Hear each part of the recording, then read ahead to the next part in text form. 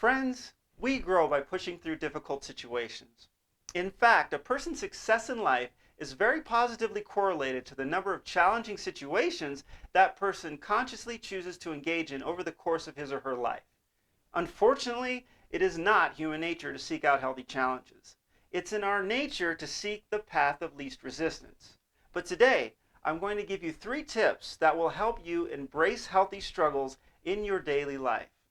But before we get started, be sure to click that notification bell and to subscribe so that you don't miss a single upcoming video, guaranteed to be packed with practical and actionable steps to help you manifest the greatness that you already possess deep inside. And if there's a particular topic you'd like me to cover in an upcoming video, be sure to drop your suggestion in the comments section below. Now, let's get to it!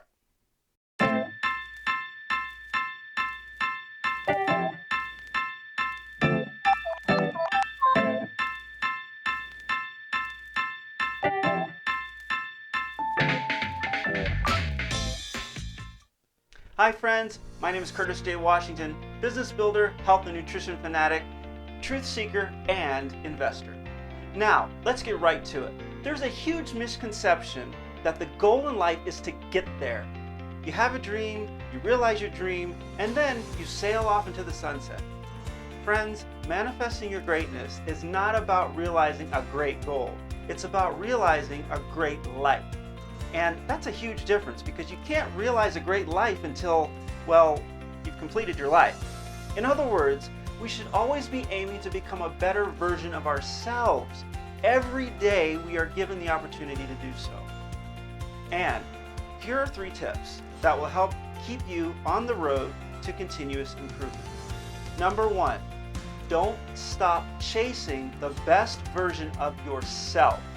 This means that you should always be aiming to be better. Every day you should be chasing a personal record, whether it's a fitness PR, an educational PR, a professional PR, a sales PR, an ROI PR. Keep aiming higher. Sure, celebrating along the way as you check off your accomplishments is great. You know that we all need to do that, but be sure you reset your bar even higher, push your boundaries and challenge yourself even more to fail forward at least once each day, because resistance is the key to growth. Number 2, one step at a time, one punch at a time, one round at a time. Being a recreational boxer, I absolutely love this quote by Sylvester Stallone in the movie Creed. If you decide today to get up at 6 a.m. 5 days a week and go to the gym every morning for the next 3 years, that's a daunting goal. I mean, I hear that and I'm like, damn, that's a lot of early mornings for a whole lot of days. But let's take it a step at a time. If you break that down and decide that tomorrow morning you're going to get up at 6 a.m., you're going to go to the gym, and you're just going to focus on eating well today and trying to get a good night's sleep. Getting up early and getting to the gym sounds a lot more manageable that way, doesn't it? And I would even take it a step further. Once you're in the gym, don't think of it as, I have to do all these exercises, all these sets, and all these reps, right? Just focus on knocking out 1 rep for 1 exercise with great form, and when you're done, focus on kicking out 1 more rep for 1 more exercise with great form. Solid reps become strong sets, which turn into great workouts, and then another great workout, and then another great workout, and pretty soon you're stringing them together and you've got quite a routine going. And don't worry about what might happen next week or next month. Just be grateful for right now. Be grateful you have the opportunity to do the best you can at what you're currently doing. And this approach is equally effective breaking down multi-phase demanding projects outside of the gym as well. Number 3, respond, don't react. If you've got something you don't want to do, but you know deep down it's the right thing to do, don't react with anxiety and fear and doubt about it. And here's a tip for how to start developing this skill. And this is pretty powerful advice. You ready? Consciously take a deep breath. Hold it for a second, and let it out before you do anything else.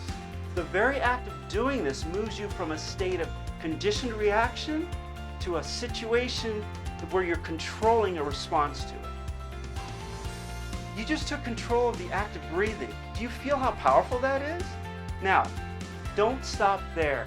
Focus on controlling the next required step to get started on what you need to do. That could simply be sitting up in bed. The next step could be telling your legs to help you stand up, okay? The next thing you know, you are in motion and you are on your way to accomplishing that important task and receiving all the benefits of completing that task.